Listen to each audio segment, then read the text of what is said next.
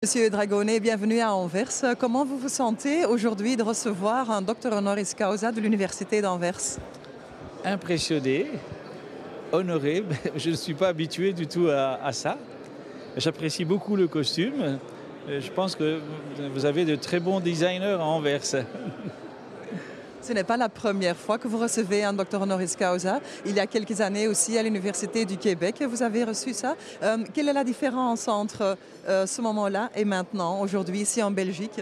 Oui, je vais vous dire, écoutez, ici c'est chez moi, c'est chez nous, c'est à la maison. Quoique, je vais dire, je suis très heureux de recevoir ce docteur honoris causa de l'Université d'Anvers.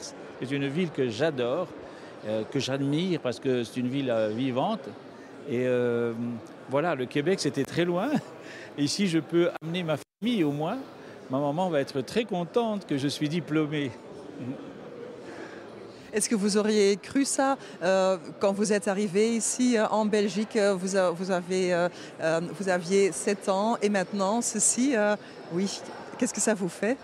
Non, jamais un seul instant, je n'aurais pensé qu'un jour je serais peut-être honoré. Comme ça, lorsqu'on me le propose, je suis encore surpris. Et donc, c'est évidemment émouvant pour quelqu'un comme moi qui est arrivé de nulle part, d'être reconnu. C'est très touchant. On est un peu bouleversé et on saute dedans comme un enfant. Et je vois tous ces gens qui sont des sommités. Je suis évidemment très impressionné.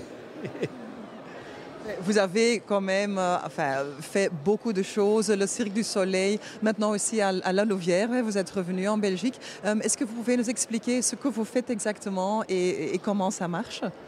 Bien, depuis l'an 2000, donc après l'expérience Cirque du Soleil, où nous avons construit une compagnie qui est maintenant mondialement connue, j'ai voulu revenir ici, dans mon pays, et j'ai voulu donner un coup de main, aider un peu la région de la Louvière, région où j'étais élevé, où j'étais éduqué, et une région où je voyais les gens devenir de plus en plus tristes.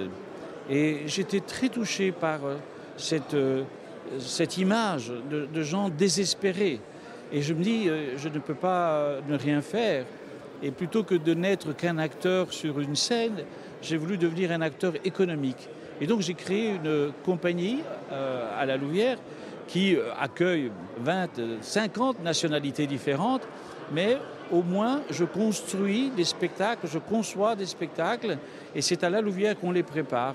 C'est à la Louvière que nous fabriquons des costumes pour vendre en Chine, ce qui aujourd'hui, dans le contexte économique mondial, est assez paradoxal. Et à la Louvière, j'ai le plaisir d'avoir des Anversois qui viennent travailler. Et donc, c'est vraiment pour donner un peu d'espoir et dire aux gens aussi donner un message qu'il faut être acteur de sa vie et pas uniquement spectateur de sa vie. Et que si on ne fait rien, nous, personne ne va rien faire pour nous. Encore aujourd'hui, à Charleroi, qui a une réputation que l'on connaît, pourtant les gens sont merveilleux à Charleroi. Et Charleroi a été meurtri, marqué par les grosses industries qui sont parties. Aujourd'hui, encore, le site de Car Seat ferme et nous allons avoir des milliers de personnes qui s'en vont, qui ne vont pas avoir de travail. Et depuis les années 70, chaque semaine, on ferme une usine en Wallonie. Donc, moi, j'ai envie de passer au futur. Et c'est pour ça qu'avec mon petit projet, je me bats et nous nous battons avec mes amis du Nord, du Sud. Moi, je n'ai pas de frontières. D'ailleurs, je répète, mon studio est ici à Lint. Et donc, nous répétons à Lint. Nous avons le studio le plus grand du monde. Je passe de la Louvière à Lint sans jamais de problème et avec toujours beaucoup d'enthousiasme. Vous vous sentez un citoyen du monde, un citoyen mondial plutôt que belge ou italien ou québécois ou... Tout à fait. J'ai vécu au Québec, je suis né en Italie, j'ai grandi à la Louvière, je travaille en Chine. Je me sens citoyen du monde, mais avec mes racines, ce sont les gens que j'aime. Et les gens que j'aime font partie de ce pays. Et ils sont du nord, du sud, du centre, et ce sont les gens que j'aime. Et mon pays, voilà, c'est ceux-là. Qu'est-ce qui vous motive? Ce sont les rêves, l'imagination, c'est ça qui vous motive le plus? Mais les rêves et l'imagination doivent nous aider à améliorer notre vie, nos conditions de vie. Ce qui me motive, je pense que c'est vraiment cette envie incontournable, cette envie enracinée en moi d'améliorer, de rendre la vie un peu plus belle, un peu plus joyeuse chaque jour. Et c'est ce qui fait que chaque matin, je suis curieux de voir ce qui va se passer dans la journée. Ce n'est pas toujours facile. La vie n'est pas toute prévue, toute tracée. Nous la découvrons tous les jours. Mais ma motivation, c'est l'autre. Ma motivation, c'est les autres qui sont importants. Et je pense que si nous voulons qu'un futur puisse exister, nous devons de plus en plus penser à l'autre. La nouvelle utopie, c'est Jacques Attali d'ailleurs qui parle de ça et qui dit la nouvelle utopie, c'est la fraternité, c'est penser à l'autre.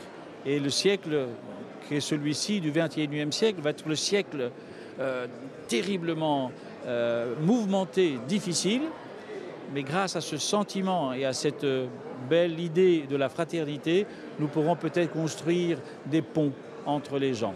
C'est ce que j'espère un tout petit peu contribuer. Merci pour ce beau message et félicitations encore. Merci à vous. Merci.